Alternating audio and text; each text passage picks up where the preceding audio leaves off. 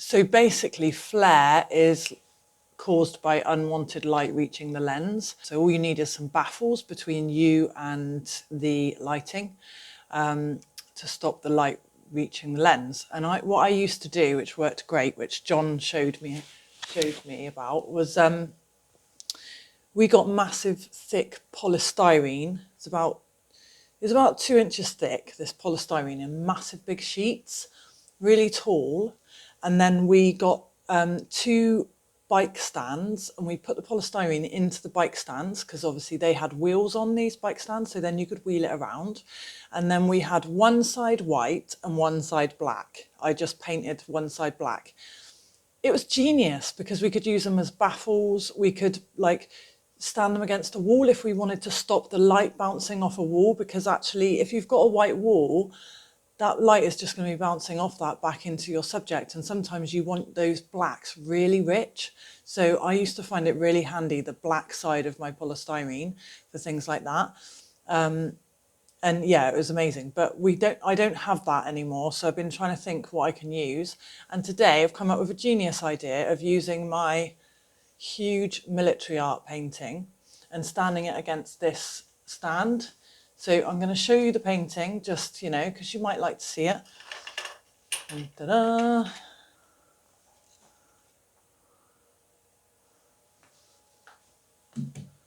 There's a light on it.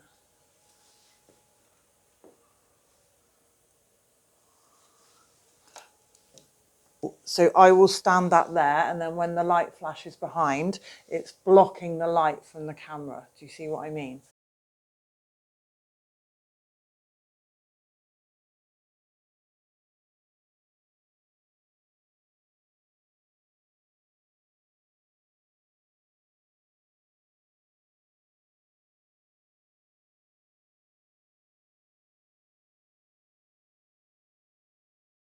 I bought this funky backdrop as well a little while ago to have a play with, and I wasn't planning to use it today. And then I thought, no, let's tell a story. Let's set a scene. I was just going to use a black backdrop with just Adam on his piano, and then I thought, let's get some other instruments and make it almost look like it was let's tell a story and set the scene of the music. And then, it's like all the other band members have gone off to get a cuppa just before the gig or something. It might just tell a bit of a story if I put some other instruments in. And it just so happens that my son's friend's drum kit is in our garage from when they were having a jam the other day.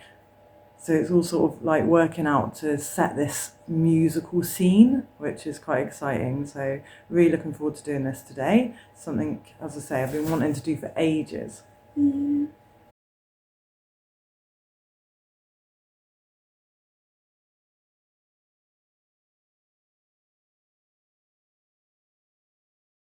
Did you know that was going to happen?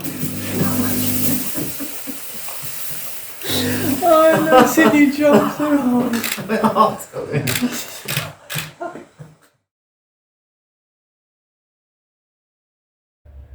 I've used a few of these funky backdrops before. They're quite cheap off eBay and really good fun. And something I used to find really interesting to do is try and imitate where the light's coming from on the backdrop with your lighting.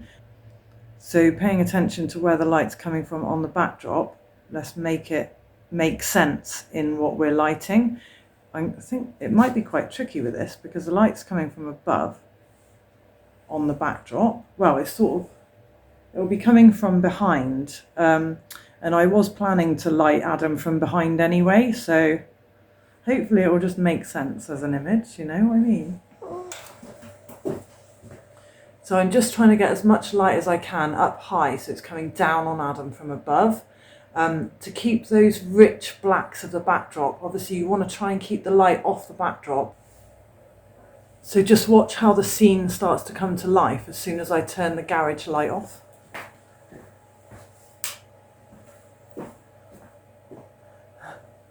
Actually it didn't, because I got so much other light being thrown around, it didn't really have the same effect that time. Right. I think that one up there is too bright. It's taking over, it's lighting up the whole room, which we don't want. We want nice directional lighting.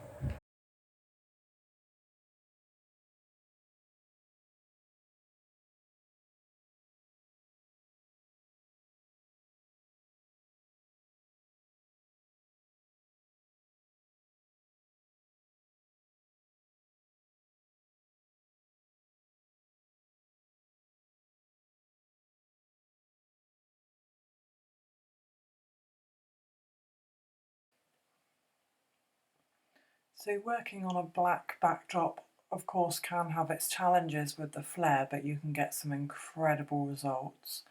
I used to really enjoy lighting black on black to give myself the challenge and to pick out the subject from the backdrop. One thing I've noticed more recently when I look back at what were some of my favourite photos is how important the connection is between the photographer and the subject, to get that rapport and that natural look in the eye. I think with the ones with the cigar, there's a slight disconnect between the subject and the sort of theme we were creating. So you've really sort of almost got to step into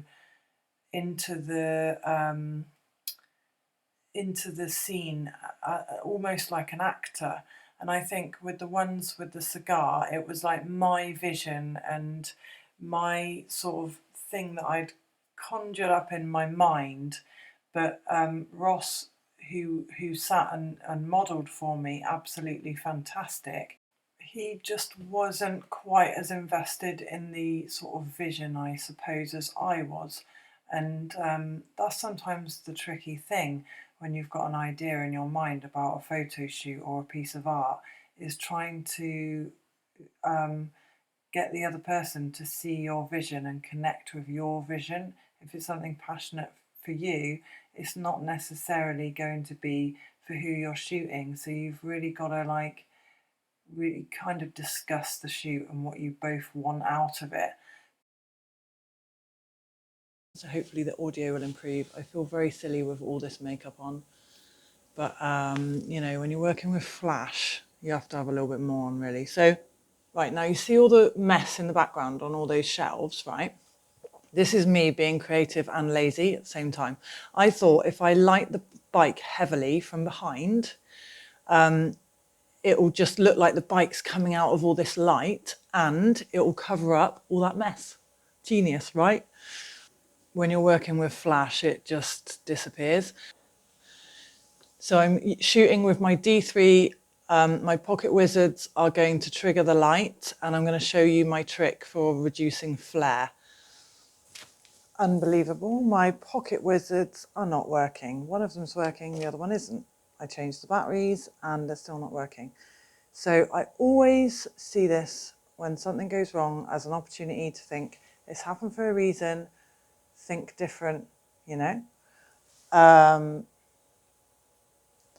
So I'm just trying to think different. Do I take the bike outside or use continuous light without the flash, maybe? Damn it. I will not be able to show you any flash in this video because my pocket wizards are having a little sleep.